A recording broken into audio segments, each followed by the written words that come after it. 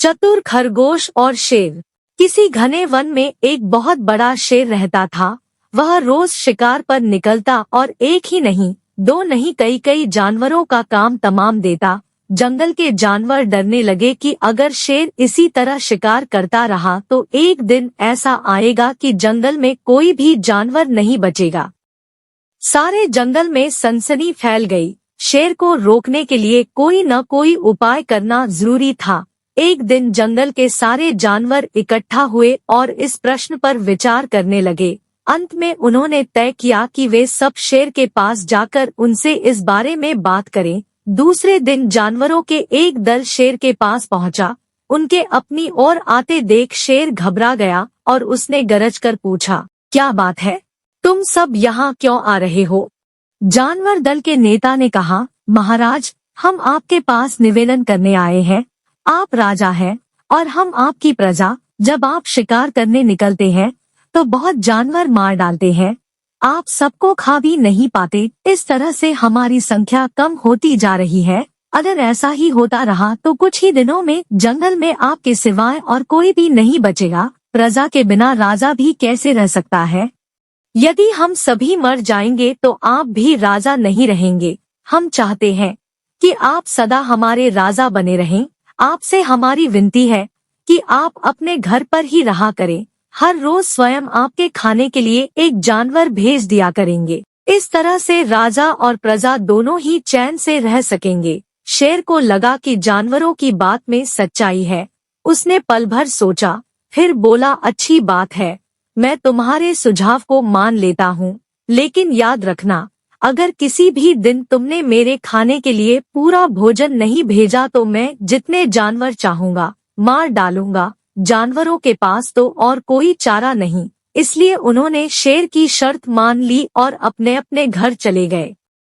उस दिन से हर रोज शेर के खाने के लिए एक जानवर भेजा जाने लगा। इसके लिए जंगल में रहने वाले सब जानवरों में से एक एक जानवर बारी बारी से चुना जाता था। कुछ दिन बाद खरगोशों की बारी भी आ गई। शेर के भोजन के लिए एक नन्हे से खरगोश को चुना गया। वह खरगोश जितना छोटा था उतना ही चतुर भी था। उसने सोचा, बेकार में शेर के हाथों मरना मूर्खता है।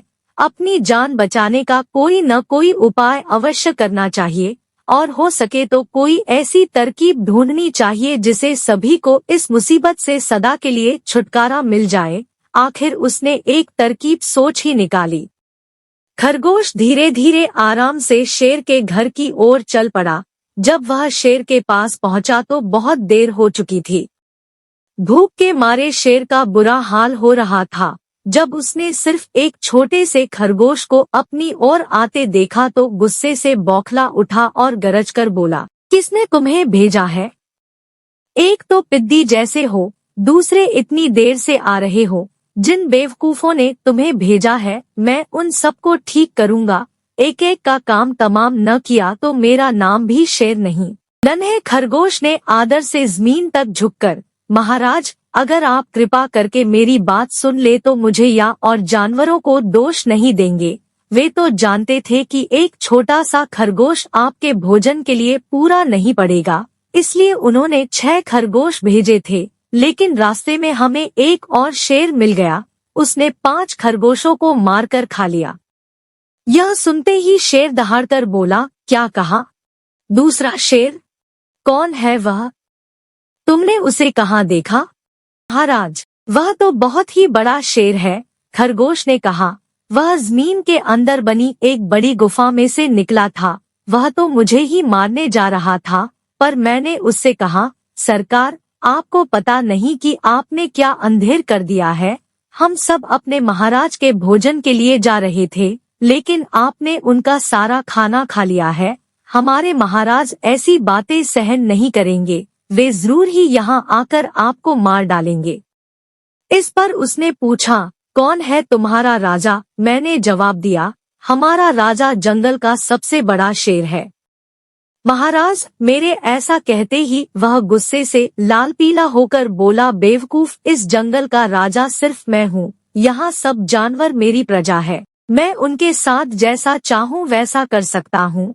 जिस मूर्ख को तुम अपना राजा कहते हो उस चोर को मेरे सामने हाजिर करो, मैं उसे बताऊंगा कि असली राजा कौन है। महाराज, इतना कहकर उस शेर ने आपको लिवाने के लिए मुझे यहाँ भेज दिया। खरगोश की बात सुनकर शेर को बड़ा गुस्सा आया और वह बार बार गरजने लगा। उसकी भयानक गरज से सारा जंगल दहलने लगा। मुझे फौरन उस मूर्ख का पता बताओ, शेर ने दहाड़कर कहा। जब तक मैं उसे जान से न मार दूंगा मुझे चैन नहीं मिलेगा। बहुत अच्छा महाराज, खरगोश ने कहा, मौत ही उस दुष्ट की सजा है। अगर मैं और बड़ा और मजबूत होता तो मैं खुद ही उसके टुकड़े टुकड़े कर देता। चलो रास्ता दिखाओ, शेर ने कहा। फौरन बताओ किधर चलना है। इधर आइए महाराज, इधर। खरगोश रास्ता दिखाते हुआ शेर को एक कुएं के पास ले गया और बोला, महाराज, वह दुष्ट शेर जमीन के नीचे किले में रहता है, जरा सावधान रहिएगा। किले में छुपा दुश्मन खतरनाक होता है। मैं उससे निपट लूंगा। शेर ने कहा, तुम यह बताओ कि वह है कहाँ? पहले जब मैंने उसे देखा था तब तो वह यहीं बाहर खड़ा था। लगता है आपको आता देखकर वह किले में घुस गया। आइए मैं आपको दिखाता हूँ। खरगोश ने कुएं के नजदीक आकर शेर से अंदर झांकने के लिए कहा। शेर ने कुएं के अंदर झांका तो उसे कुएं के पानी में अपनी परछाई दिखाई दी। परछाई को देखकर शेर जोर से दहाड़ा। कुएं के अंदर से आती हुई अपने ही दहाड़ने की गूंज सुनकर उसने समझा कि दूसरा शेर भी दहाड़ रहा है। दुश्मन को तुरंत मार डालने के इरादे से वह फौरन कुएं में कूद पड़ा। कूदते ही पहले तो वह कुएं की दीवार से टकराया, फिर धड़ाम से पानी में गिरा और डूबकर मर गया। इस तरह चतुराई से शेर से छुट्टी पाकर नन्हा खरगोश घर लौटा। उसने जंगल के जानवरों को शेर के मारे जाने की कहानी सुनाई। दुश्मन के मारे जाने की खबर से सारे जंगल में खुशी फैल गई। जंगल के सभी जानवर खरगोश की जय जयकार करने लगे। सीख: घोर संकट की परिस्थितियों में भी हमें सूझबूझ और चतुराई से काम लेना चाहिए और आखिरी दम तक प्रयास करना चाहिए। सूझबूझ और चतुराई से काम लेकर हम भयंकर संकट से उबर सकते हैं और बड़े से बड़े शक्तिशाली शत्रु को भी पराजित कर सकते हैं। प्लीज लाइक एंड शेयर, और अगर आप चैनल पे नए हैं तो सब्सक्राइब जरूर कर ले।